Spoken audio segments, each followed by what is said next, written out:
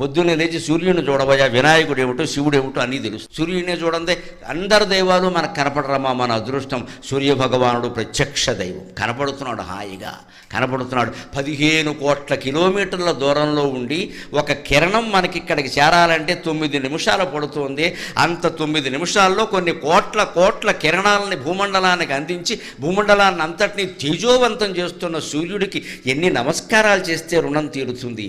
అందుకే హిందువులు కనిపెట్టిన ఒకే ఒక యోగాభ్యాసం సూర్య నమస్కారం. యువతరం అంతా అది చెయ్యాలి. జమ్ము కాదు పనిలే. డాబా మీద సూర్య నమస్కారాలు చేయి. అది కొనడు, 4 యంత్రాలు కొంటాడు, పైకి లేపుతాడు, కిందకి తీస్తాడు, 4 రోజులు వాడతాడు. 4 రోజులు అయ్యాక దాని మీద తువ్వాళ్ళును బనీన్లు ఆరేస్తాడు. అది ఎందుకు కొన్నామంటే తువ్వాళ్ళు బనీన్లు ఆరేడారు. సూర్య నమస్కారానికి యంత్రంతో పని లేదండి. ఓ తుండుగొడ్డ, ఓ చాపోటి డాబా మీద వేసుకుంటే హాయిగా చేయి, ఒళ్ళంతా బాగుంటుంది. రోజు సూర్య నమస్కారాలు చేసేవాడికి, రోజు సూర్యోదయం సూర్యాస్తమయం చూసేవాడికి డి విటమిన్ లోపం రాదండి అసలు.